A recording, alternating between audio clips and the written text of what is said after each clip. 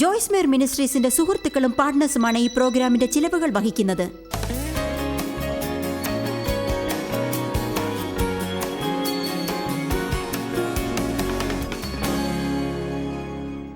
അസൂയ. നിനക്ക് കിട്ടിയത് എനിക്കും വേണം.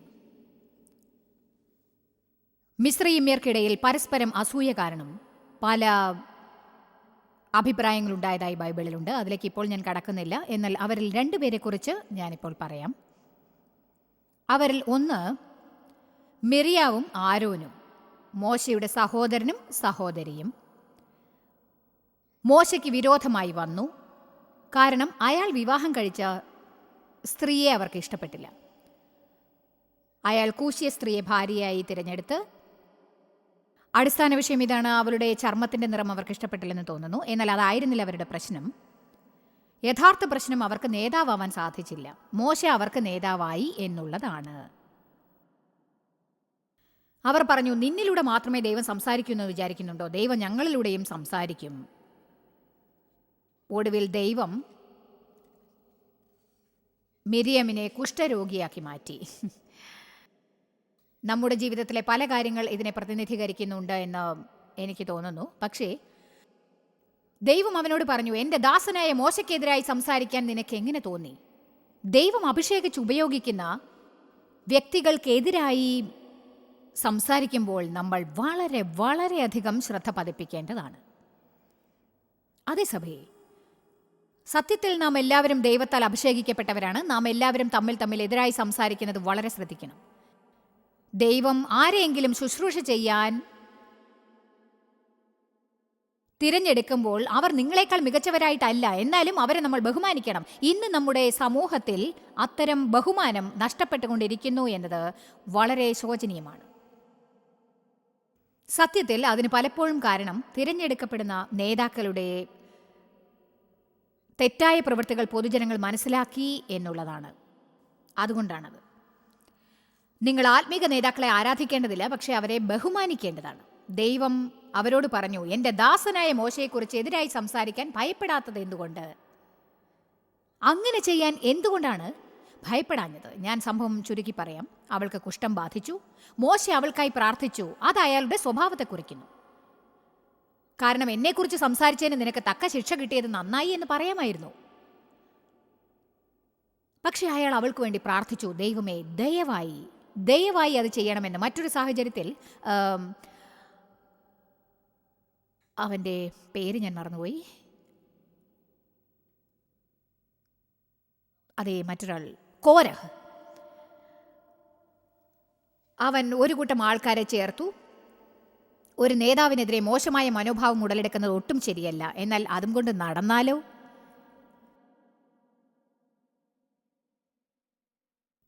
ഇതാണ് ഇന്ന് ക്രിസ്തുവിന്റെ ദേവാലയങ്ങളിൽ സംഭവിക്കുന്ന ഏറ്റവും അപകടകരമായ വസ്തുത. അവരങ്ങനെ ചെയ്തത് ശരിയായില്ലെന്ന് എനിക്ക് തോന്നുന്നു. പുരോഹിതൻ ഓടിക്കുന്ന പുതിയ കാറ് നീ കണ്ടോ? ഭയങ്കര വിലയുള്ളതായിരിക്കും. അയാളുടെ ഭാര്യ ഇന്ന് കാതിലണിഞ്ഞിരുന്ന ഇയറിങ്സ് കണ്ടോ? എനിക്കെന്തോ സംശയമുണ്ട്. ഇന്നലെ അവരെവിടെയാണ് ഭക്ഷണം കഴിച്ചതെന്ന് കേട്ടോ? എന്നാൽ ഞാൻ നിങ്ങളോട് ദൈവത്തെ മുൻനിർത്തി പറയുന്നു, ഇതിൻ്റെ എല്ലാം ആണിവേരെന്താണെന്നറിയാമോ? അസൂയ. കാരണം നമ്മൾ ആഗ്രഹിച്ച അധികാരം മറ്റൊരാൾക്ക് കിട്ടിയിരിക്കുന്നു. ആരെങ്കിലും എന്തെങ്കിലും തെറ്റ് ചെയ്യുന്നു എന്ന് നിങ്ങൾ കണ്ടാൽ അതിനൊരു ശരിയായ തിരുത്തൽ ആവശ്യമാണ്. വേദപുസ്തകം അതിനെക്കുറിച്ച് വ്യക്തമായി പറയുന്നുണ്ട്. ആദ്യം നിങ്ങൾ സ്വകാര്യമായി സഹോദരനെ സമീപിക്കുക. എന്നിട്ട് അവൻ കേട്ടില്ലെങ്കിൽ 2 or 3 പേരെ കൂട്ടിക്കൊണ്ടു പോവുക. എന്നിട്ടും അവർ കേട്ടില്ലെങ്കിൽ അത് സഭയ്ക്ക് മുമ്പാകെ കൊണ്ടുവരിക. എന്നാൽ ഇങ്ങനെ ചെയ്യാൻ ഒരിക്കലും പറഞ്ഞിട്ടില്ല. അങ്ങനെ കോരഹിന് മോശയുടെ സ്ഥാനം വേണമെന്നായി. ചുരുക്കത്തിൽ പറയാം, ഭൂമി പിളർന്ന് കോരഹിനെയും കൂടെയുള്ളവരെയും വിഴുങ്ങി.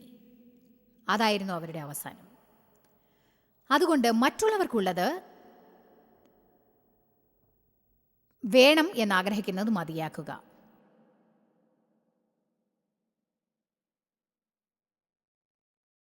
വളരെ നല്ല സ്വരത്തോടെ പാടുന്നവരെ ഞാൻ ശ്രദ്ധിക്കാറുണ്ട്. എന്നിട്ട് കരുതും, ഓ, അവരെ പോലെ എനിക്കും പാടാൻ കഴിഞ്ഞിരുന്നെങ്കിൽ, എനിക്കും അങ്ങനെ പാടാൻ കഴിഞ്ഞെങ്കിൽ നന്നായിരുന്നു.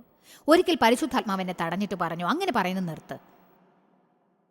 ഞാൻ അവർക്ക് ആ വരം നൽകിയത് നീ അത് കേട്ട് ആനന്ദിക്കാൻ വേണ്ടിയാണ്.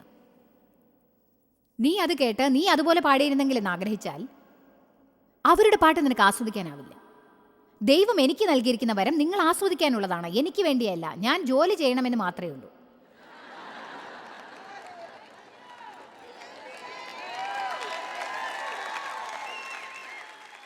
അതുപോലെ തന്നെയാണ് ആരാധന നടത്താനായി വരുന്ന മികച്ച പ്രാസംഗികരും. നിങ്ങളുടെ ഉയർച്ചയ്ക്കും നിങ്ങളെ കെട്ടിപ്പടുക്കാനും നിങ്ങളെ മെച്ചപ്പെടുത്തി നല്ല നിലയിലാക്കാനുമാണ് അവർക്ക് വരം നൽകിയിരിക്കുന്നത്. അതിനാൽ നമ്മൾ ചെയ്യുന്നത് നാം ആസ്വദിക്കാൻ പാടില്ലെന്നർത്ഥമില്ല. പക്ഷേ നിങ്ങൾക്ക് ഞങ്ങളുടെ വരത്തിൽ പങ്കെടുക്കാം, ക്ഷീണം തോന്നാതെ. ഹല്ലേലൂയ. ഞാൻ വെറുക്കുന്ന അസൂയയെക്കുറിച്ചുള്ള മറ്റൊരു കാര്യം, മറ്റുള്ളവർക്ക് നൽകപ്പെട്ട വരത്തിന് അവർ ചെയ്തത് നിങ്ങൾ ചെയ്യാൻ സന്നദ്ധരാവാതിരിക്കുക എന്ത് പ്രയോജനം? ഈ ഒരു കാര്യം അഭിമുഖീകരിക്കാൻ പലർക്കും ഇത് വളരെ വേദനാജനകമായിരിക്കും. മറ്റുള്ളവരെക്കുറിച്ച് അസൂയപ്പെടുകയും അവരെക്കുറിച്ച് ഈർഷ്യ തോന്നുകയും അവർക്കുള്ളത് ആഗ്രഹിക്കുകയും നിങ്ങൾക്ക് കിട്ടാത്തത് അവർക്ക് കിട്ടുമ്പോൾ അത് നിങ്ങൾക്ക് ഇഷ്ടപ്പെടാതിരിക്കുകയും. ഈ അവസ്ഥയിൽ നമുക്കുള്ള ദൈവാനുഗ്രഹത്തിൽ പങ്കെടുക്കാനോ അതിലേക്ക് പ്രവേശിക്കാനോ നിങ്ങൾക്ക് സാധിക്കുകയില്ല. കാരണം നമുക്കുള്ളത് തെറ്റായ ആത്മാവാണ്. ദേവ് എഴുന്നേറ്റ് സഭയുടെ മധ്യേ മീറ്റിംഗിൽ വെച്ച് പ്രവചനവാക്യങ്ങൾ പറയാൻ ഒരിക്കലും ശ്രമിച്ചിട്ടില്ല. പക്ഷേ ഒരിക്കൽ അദ്ദേഹം കയറി വന്ന് പറഞ്ഞു, സഭയ്ക്ക് ഒരു വാക്ക് നൽകാൻ ഞാൻ ആഗ്രഹിക്കുന്നു. എന്നിട്ട് അദ്ദേഹം പറഞ്ഞു, മറ്റുള്ളവർക്കുള്ളത് കാണുമ്പോൾ നിങ്ങൾക്ക് യഥാർത്ഥത്തിൽ സന്തോഷിക്കാൻ സാധിച്ചില്ലെങ്കിൽ ഒരിക്കലും നിങ്ങൾക്ക് ലഭ്യമാക്കാൻ ആഗ്രഹിക്കുന്ന ഒന്നും നിങ്ങൾക്ക് ലഭിക്കുകയില്ല.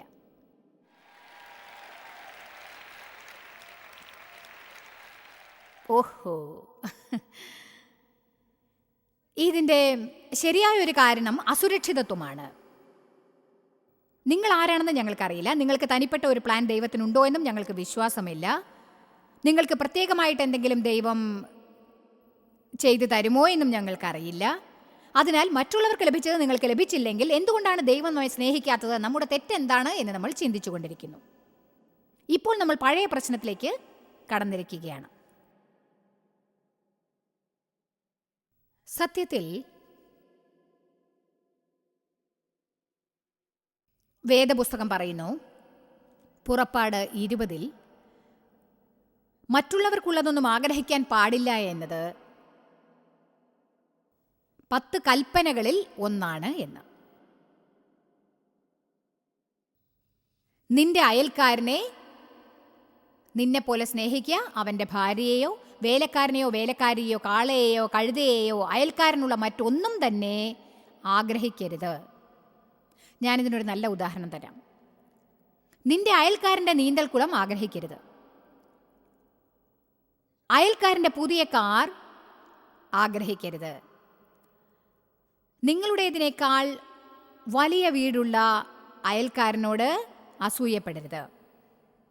അയൽക്കാരൻ്റെ വേലക്കാരനെ ആഗ്രഹിക്കരുത്. അവരുടെ തോട്ടത്തെയും അവർക്കുള്ള ഒന്നും തന്നെ നിങ്ങൾ ആഗ്രഹിക്കരുത്.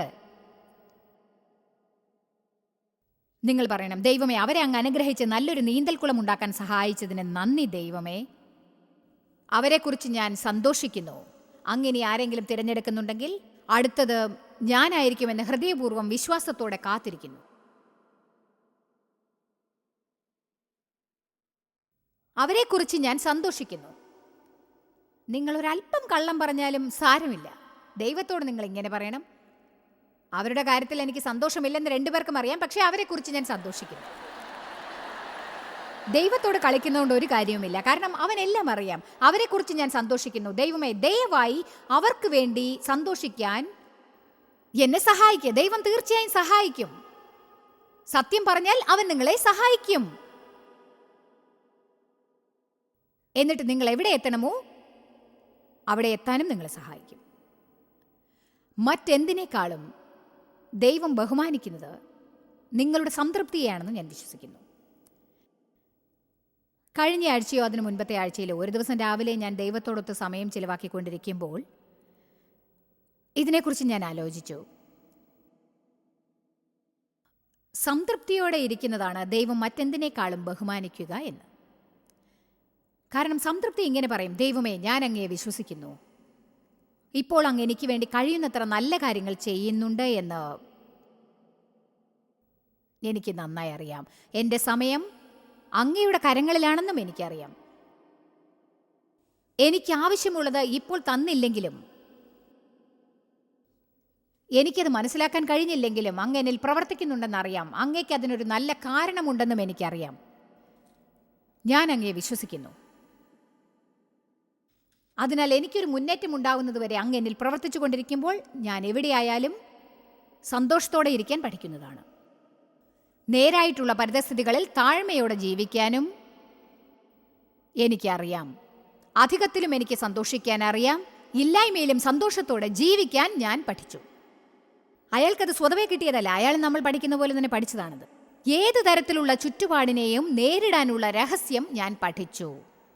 സമൃദ്ധമായ ആഹാരം കഴിച്ചാലും പട്ടിണി കിടന്നാലും മറ്റുള്ളവർക്ക് കൊടുക്കാൻ ബാക്കിയുണ്ടായാലും എനിക്ക് ആവശ്യമുള്ളത് കിട്ടാതെ വന്നാലും ജീവിക്കാൻ എനിക്കറിയാം. അടുത്ത വാക്യം: ഇവയ്ക്കെല്ലാം ആവശ്യമായ ശക്തി എനിക്കുണ്ട്. എനിക്ക് ആവശ്യമുള്ളതെല്ലാം ലഭിച്ചാൽ ദൃഢത പാലിക്കാനുള്ള ശക്തി എനിക്കുണ്ട്. എനിക്ക് ആവശ്യമുള്ളതൊന്നും കിട്ടിയില്ലെങ്കിലും ദൃഢത പാലിക്കാനുള്ള ശക്തി എനിക്കുണ്ട്. ഞാൻ താഴേണ്ടി വന്നാലും ഉയർന്ന നിലയിലായാലും എല്ലാറ്റിൻ്റെയും അധികാരം എൻ്റെ കയ്യിലായാലും നിർദ്ദേശങ്ങൾ അനുസരിക്കേണ്ടി വന്നാലും ഞാൻ മറ്റുള്ളവർ സേവിക്കേണ്ടി വന്നാലും എന്നെ മറ്റുള്ളവർ സേവിച്ചാലും ഞാൻ സംതൃപ്തനായിരിക്കാൻ പഠിച്ചു. ആരുടെ കൂടിയായാലും, ജീവിതത്തിൽ ഏത് സ്ഥാനത്തായാലും, ജീവിതത്തിൽ ഏത് ഭാഗത്തായാലും ദൈവം എനിക്ക് തന്നതിൽ ഞാൻ തൃപ്തനാണ്. ഞാൻ ഒരു കാര്യം പറയട്ടെ, സംതൃപ്തനാവുക എന്നാൽ ഒരിക്കലും ഒന്നിനു വേണ്ടിയും ആഗ്രഹിക്കാത്ത എല്ലാറ്റിലും സംതൃപ്തനാകുന്ന പരിതസ്ഥിതിയല്ല. 11 വാക്യം വീണ്ടും നമുക്ക് വായിക്കാം. ഫിലിപ്പിയർ 4:11. ബുദ്ധിമുട്ട് നിമിത്തമല്ല, ഞാൻ പറയുന്നത് ഉള്ള അവസ്ഥയിൽ അലംഭാവത്തോടെ ഇരിപ്പാൻ ഞാൻ പഠിച്ചിട്ടുണ്ട്. വിശദീകരിച്ച വേദപുസ്തകം പറയുന്നു, നോക്കൂ. അലംഭാവം എന്ന് പറയുമ്പോൾ ഒരിക്കലും അസ്വസ്ഥനാകാതെ, മുഷിപ്പ് തോന്നാതെ. അതിനാൽ സംതൃപ്തത എന്നാൽ ജീവിതത്തിൽ ഒരിക്കലും ഒന്നും ആവശ്യമില്ലെന്ന് പറയുന്ന ഒരു സ്ഥിതിയല്ല. പകരം ഇപ്പോഴുള്ള സ്ഥലത്ത് നിന്ന് ദൈവം അടുത്ത സ്ഥാനത്തേക്ക് നിങ്ങളെ കൊണ്ടുപോകുമ്പോൾ സംതൃപ്തിയോടെ ഇരിക്കുക എന്നാണ് അർത്ഥം. എനിക്ക് തോന്നുന്നു ക്രിസ്ത്യാനികളുടെ ഇടയിൽ ഒരു വലിയ ദുരന്തം യാത്ര ആസ്വദിക്കാൻ സാധിക്കാത്തതാണ്. നമ്മൾ എപ്പോഴും എപ്പോൾ എന്നതിലാണ് സന്തോഷിക്കുന്നത്. എപ്പോൾ? ഞാൻ വിവാഹം കഴിക്കുമ്പോൾ ഞാൻ സന്തോഷിക്കും. ഇല്ല, അതിൻ്റെ ആവശ്യമില്ല.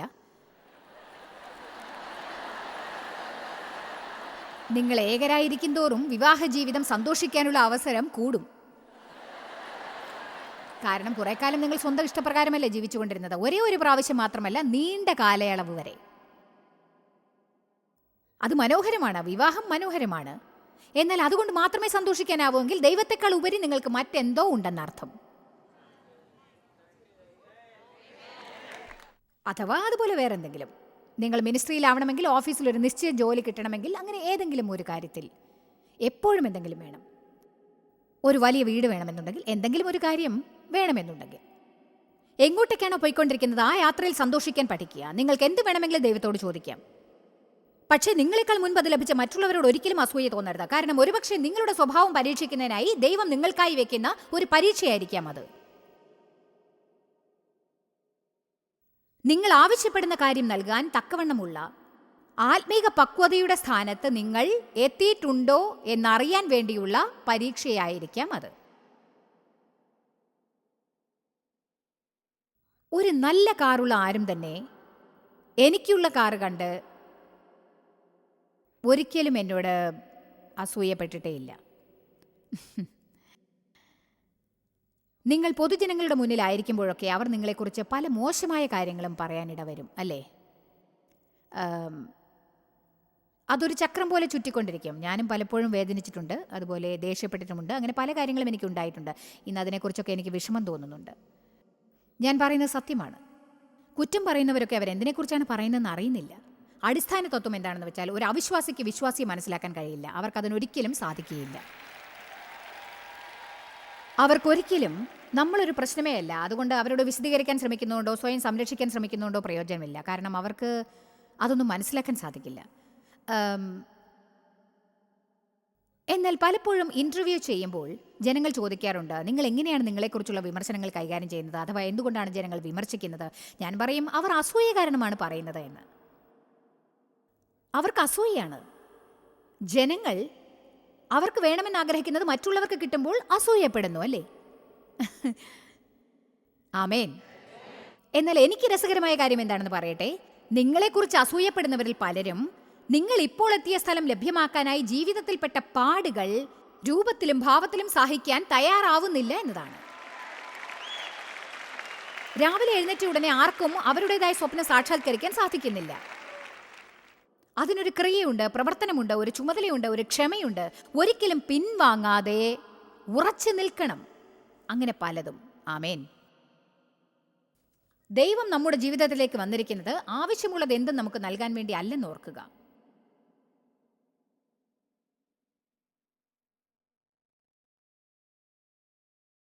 സത്യത്തിൽ അവന്റെ പ്രധാനപ്പെട്ട ലക്ഷ്യം നമ്മെ എപ്പോഴും സന്തുഷ്ടരാക്കുക എന്നുള്ളതല്ല.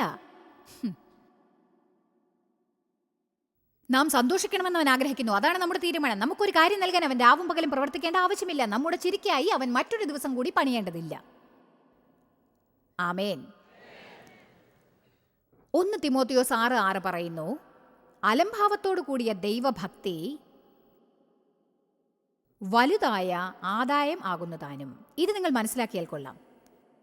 സന്തുഷ്ടത എന്നത് നിങ്ങൾക്കുള്ളതിൽ നിന്നുണ്ടാവില്ല, ദൈവവുമായുള്ള ബന്ധത്തിൽ നിന്നാണത് വരുന്നത്. നിങ്ങൾ ക്രിസ്തുവിൽ ആരാണെന്ന് അറിയുന്നതിൽ നിന്നാണ് സന്തുഷ്ടത ഉണ്ടാവുക. ജനങ്ങളെ ഇനി സ്വാധീനിക്കേണ്ടി വരില്ല എന്നതിൽ നിന്ന് സന്തുഷ്ടത ഉണ്ടാവും. ഞാൻ പറയുന്നത് കേട്ടോ. ആരെങ്കിലും സ്വാധീനിക്കണമെന്ന് തോന്നുന്നത് വരെ സ്വാതന്ത്ര്യം ഉണ്ടാവില്ല. നിങ്ങൾക്ക് പറയാൻ കഴിയണം, നീ എന്ത് കരുതിയാലും എനിക്കൊന്നുമില്ല. അലക്ഷ്യമായിട്ട് അങ്ങനെ പറയരുത്. അതായത് ഒരു പരിധിവരെ ജനങ്ങൾ ചിന്തിക്കുന്നതിനെക്കുറിച്ച് നാം വിഷമിക്കാറുണ്ട്. എന്നാൽ ഇങ്ങനെ പറയാനാവുന്നതിലും ഒരു സത്യമുണ്ട്. എനിക്ക് നീ പറഞ്ഞത് മനസ്സിലായി. നീ എവിടെ നിന്നാണ് വന്നതെന്ന് എനിക്കറിയാം. ഞാനും അതേ സ്ഥലത്തായിരുന്നു. എന്നെക്കുറിച്ച് നിനക്കുള്ള വ്യത്യസ്ത അഭിപ്രായങ്ങളും മനോഭാവവും എനിക്കറിയാം. ഞാനത് കാര്യമാക്കില്ല, കാരണം നിനക്ക് എന്നെ മനസ്സിലായില്ലെന്ന് എനിക്കറിയാം. ആമേൻ. ഞാനും അതിലൂടെ കടന്നു വന്നതാണ്. ബോസിനെ കുറിച്ച് അസൂയ, പുരോഹിതനെ കുറിച്ച് സംസാരിക്കുക, അങ്ങനെ പലതും. ഇന്ന് ഞാൻ നിങ്ങളോട് പങ്കിടുന്ന സത്യങ്ങൾ എനിക്കും നേരിടേണ്ടി വന്നിട്ടുണ്ട്. ഞാൻ അങ്ങനെ പെരുമാറാനുള്ള ഒരേ ഒരു കാര്യം, അവർക്കുള്ളത് എനിക്കും വേണമെന്ന് ആഗ്രഹിച്ചിട്ട് ദൈവം അത് തരാതിരുന്നതാണ്. അതിനാൽ ദയവായി ഓരോ തവണ അസന്തുഷ്ടതയും അസംതൃപ്തിയും തോന്നുമ്പോഴൊക്കെ നിങ്ങൾക്ക് എന്താണ് ഉള്ളതെന്ന് കണക്കെടുപ്പ് നടത്താനായി ഒരല്പസമയം ചിലവാക്കുക. ആമേൻ. എന്നെക്കൊണ്ട് കൂടുതൽ അധ്വാനിപ്പിക്കരുത്. ഇന്ന് ശനിയാഴ്ച രാവിലെ ആയിട്ടേ ഉള്ളൂ. നിങ്ങളെ സംതൃപ്തരാക്കുന്നത് കഠിനമാണെന്ന് എന്തെങ്കിലും ചിന്തിച്ചിട്ടുണ്ടോ? നിങ്ങൾ ജഡീകരാണ്. അതിനാൽ അതിനെക്കുറിച്ച് ആവേശം തോന്നാൻ സാധ്യതയുണ്ട്. അതുപോലൊരു പ്രലോഭനത്തെ ചെറുത്ത് നിൽക്കാൻ സാധിക്കില്ലെന്ന് നിങ്ങൾ കരുതുന്നുണ്ടാവും. നിങ്ങൾ വിശ്വസിച്ചു, നിങ്ങൾ പ്രാർത്ഥിച്ചു, എന്നിട്ട് ദൈവം നിങ്ങൾ ആവശ്യപ്പെടുന്ന ഒരു വലിയ വീട് തന്നു. ഓഹോ, മനോഹരമായ വീട്, നിങ്ങൾക്കത് ഇഷ്ടമാണ്, അത് അലങ്കരിക്കാൻ തിടുക്കമായി, അങ്ങനെ പലതും. 2 ആഴ്ച കഴിഞ്ഞപ്പോഴേക്കും നിങ്ങൾ അസംതൃപ്തരായി. കാരണം ഇത്രയും വലിയൊരു വീട് വൃത്തിയാക്കാൻ തീരെ സമയം കിട്ടുന്നില്ല. ഏതായാലും അതെല്ലാവരും സ്വീകരിച്ചല്ലോ. എനിക്ക് സങ്കീർത്തനം 17:15 ഇഷ്ടമാണ്. നിങ്ങളും എൻ്റെ കൂടെ അത് വായിക്കണം. ഞാൻ ആദ്യമായി ആ സങ്കീർത്തനം കണ്ടപ്പോൾ വിചാരിച്ചു, അതെ, ഇതാണ് എനിക്ക് വേണ്ടത് എന്ന്. ഞാനോ നീതിയിൽ നിന്റെ മുഖത്തെ കാണും. ദൈവത്തെ എല്ലാറ്റിലും ആദ്യം അന്വേഷിക്കുകയാണ് വേണ്ടത്. അവൻ എനിക്ക് എന്തെല്ലാം ചെയ്തു തരുമെന്നല്ല എന്ന് ജീവിതത്തിൽ ആദ്യമായി ഞാൻ മനസ്സിലാക്കിയത് ഈ വചനം കണ്ടപ്പോഴാണ്. ദൈവത്തെ അതേപടി ആദ്യം അന്വേഷിക്കൂ. അവൻ എന്ത് ചെയ്യാൻ കഴിയുമെന്നതല്ല, അവൻ്റെ മുഖത്തെ ദർശിക്കുവിൻ, അവൻ്റെ കൈകളെയല്ല. നിങ്ങൾ അവൻ്റെ മുഖത്തെ ദർശിച്ചാൽ അവൻ്റെ കരങ്ങൾ അല്പം കൂടി തുറന്നു തരും എന്ന് മനസ്സിലാവും. ഞാനോ നീതിയിൽ നിന്റെ മുഖത്തെ കാണും. ഞാൻ ഉണരുമ്പോൾ നിന്റെ രൂപം കണ്ട് തൃപ്തനാകും. നീതിയിലും ന്യായത്തിലും ഞാൻ നിന്റെ മുഖദർശനത്തിനായി നാൾ തോറും കാത്തിരിക്കും. രാവിലെ നാം എഴുന്നേൽക്കുമ്പോൾ അന്നേ ദിവസം നമ്മെ രക്ഷിക്കാനായി ആവശ്യമുള്ള 5 കാര്യങ്ങളെക്കുറിച്ചല്ല ആദ്യം തന്നെ നാം ചിന്തിക്കേണ്ടത്. അഥവാ ഇന്ന് ആരാണ് എനിക്ക് എന്തെങ്കിലും ചെയ്തു തരിക എന്ന ചിന്തയുമല്ല. ഇത്തരം കാര്യങ്ങളെല്ലാം എന്തെങ്കിലും ഒരു ദിവസം ചിന്തിക്കാമല്ലോ. അല്ല, ദൈവവുമായി നമുക്കൊരു മനോഹരമായ ശക്തമായ ഐക്യത ഉണ്ടാവുമ്പോൾ നമ്മൾ രാവിലെ എഴുന്നേൽക്കുമ്പോൾ അവനെ വിശ്വസിച്ചുകൊണ്ട് നാം ഇങ്ങനെയായിരിക്കണം ചിന്തിക്കേണ്ടത്: ദൈവമേ, ഞാൻ അങ്ങയെ സ്നേഹിക്കുന്നു, അങ്ങ് എനിക്ക് ചെയ്തു തന്ന എല്ലാറ്റിനും നന്ദി. ദൈവം നിങ്ങളുടെ മുന്നേറ്റം അറിഞ്ഞ് അതിനെ അനുമോദിക്കുന്നവനാണ്. ദൈവം എൻ്റെ ജീവിതത്തിൽ ഇന്ന് പ്രവർത്തിക്കാൻ പോകുന്നു എന്നുള്ള കാര്യം അറിഞ്ഞ് ഞാൻ സന്തോഷിക്കുന്നു. അതൊരു സുവാർത്തയാണ്. അതിനാൽ അന്നേ ദിവസം ചില കഠിനമായ കാര്യങ്ങൾ നേരിടേണ്ടി വരുമ്പോൾ പറയൂ: ദൈവമേ, ഇന്ന് എനിക്ക് ചില കഠിനമായ കാര്യങ്ങൾ നേരിടാനുണ്ടെന്നറിയാം. അവയൊന്നും രസകരമായിരിക്കില്ലെന്ന് നന്നായി അറിയാം. പക്ഷേ അവയിലൂടെ എനിക്ക് ഒറ്റയ്ക്ക് കടക്കേണ്ടി വരില്ലെന്നതിൽ ഞാൻ കൃതാർത്ഥനാണ്. അങ്ങെന്നെ സഹായിക്കാൻ കൂടെ ഉണ്ട് എന്നും ഞാൻ ചെയ്യുന്ന ഓരോ കാര്യത്തിലും സഹായിക്കുമെന്നതിലും നന്ദി പറയുന്നു. ദൈവമേ, അങ്ങെന്നെ പെട്ടെന്ന് സഹായിക്കുമെന്ന് പ്രതീക്ഷിക്കുന്നു. പക്ഷേ സഹായിച്ചില്ലെങ്കിലും ഞാൻ അവിടെയും അങ്ങേ വിശ്വസിക്കും. ഞാൻ സന്തുഷ്ടനായി തന്നെ ഇരിക്കും. മത്തായി 6:33 മുൻപേ അന്വേഷിപ്പിൻ, രണ്ടാമതോ മൂന്നാമതോ അല്ല, മുൻപേ അവൻ്റെ രാജ്യത്തെയും അവൻ്റെ നീതിയെയും അന്വേഷിപ്പിൻ, അതോടുകൂടെ ഇതൊക്കെയും നിങ്ങൾക്ക് കിട്ടും.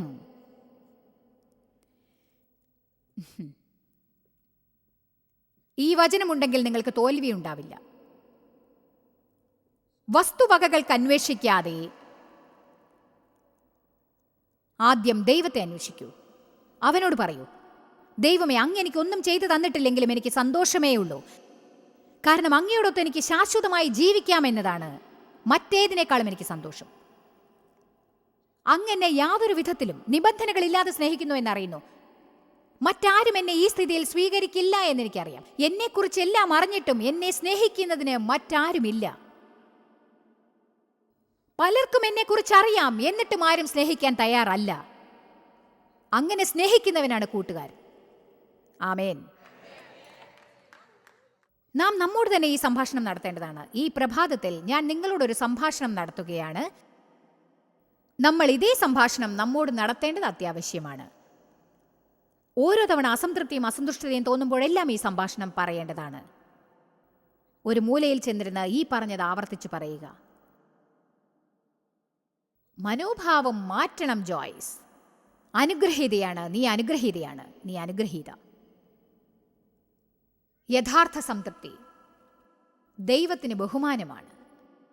ഞാൻ മറ്റെന്തിനേക്കാളും വിശ്വസിക്കുന്നുണ്ട്. ഏറ്റവും വലിയ ആപത്ത് എന്താണെന്ന് ഞാൻ പറയട്ടെ: ദൈവം പറഞ്ഞതിൻ്റെ ഒരു ഭാഗം മാത്രമേ നമ്മൾ ചെയ്യുന്നുള്ളൂ എന്നത്. ദൈവം ചെയ്യാൻ പറഞ്ഞ എല്ലാം നമ്മൾ ചെയ്യുന്നില്ല. അഥവാ നമ്മുടെ സമയത്തിനനുസരിച്ച് പലതും മാറ്റിവെക്കുന്നു. അപ്പോൾ അതിലൊട്ടും തന്നെ അഭിഷേകമുണ്ടായിരിക്കില്ല. കാരണം നാം ദൈവം തന്ന സമയത്ത് പ്രവർത്തിച്ചില്ല.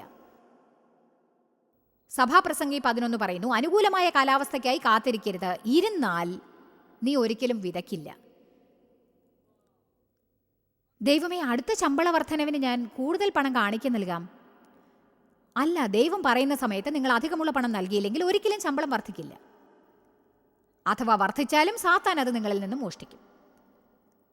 ദൈവം നമ്മോട് കൊടുക്കാനോ ഉപേക്ഷിക്കാനോ പറയുന്നത് എന്തും ആർക്കെങ്കിലും ചെയ്തു കൊടുക്കണമെന്നുണ്ടെങ്കിൽ നമുക്ക് വിതയ്ക്കാൻ പറ്റിയ ധാരാളം വിത്തുകൾ ഉണ്ട്. എന്തും ദൈവം ചെയ്യാൻ ആവശ്യപ്പെടുന്നത് എന്തും അത് നിങ്ങൾക്ക് കഠിനമാണെങ്കിൽ പോലും നിങ്ങളുടെ സ്വന്തം നന്മയ്ക്കായിട്ടാണ് അവനത് നിങ്ങളോട് ചെയ്യാൻ പറയുന്നത്. നമ്മൾ ഇതെല്ലാം ചെയ്യുന്നത് ദൈവത്തിനായിട്ടാണെന്നുള്ള ചിന്ത ഒഴിവാക്കുക. അത് നമ്മുടെ നന്മയ്ക്കായിട്ടാണ്. ദൈവം നമ്മോട് ചെയ്യാൻ പറയുന്നത് നാം ഭാഗികമായി ചെയ്യുമ്പോൾ, ദൈവം പറഞ്ഞത് മുഴുവനായി ചെയ്യാതിരിക്കുമ്പോൾ നമ്മളൊരു ത്യാഗമാണ് ചെയ്യുന്നത്, അനുസരണമല്ല കാണിക്കുന്നത്. എൻ്റെ വഴി ഞാൻ ചെയ്യുമെന്നല്ല നാം ധരിക്കേണ്ടത്. ഞാൻ നിങ്ങളോടൊരു കാര്യം പറയാം, അത് നിങ്ങളെ സഹായിക്കാനായി ചെയ്യുക. ഞാനിത് സ്വയം ചെയ്യും. ഒരു ദിവസം നാം ഇത് 100 തവണയെങ്കിലും പറഞ്ഞാൽ കൊള്ളാം: ദൈവമേ, എൻ്റെ ഹിതമല്ല നിന്റെ ഹിതം നടക്കട്ടെ. നമുക്കിത് പരിശീലിക്കാം. നമുക്ക് പറയാം: എൻ്റെ ഹിതമല്ല നിന്റെ ഹിതം നടക്കട്ടെ.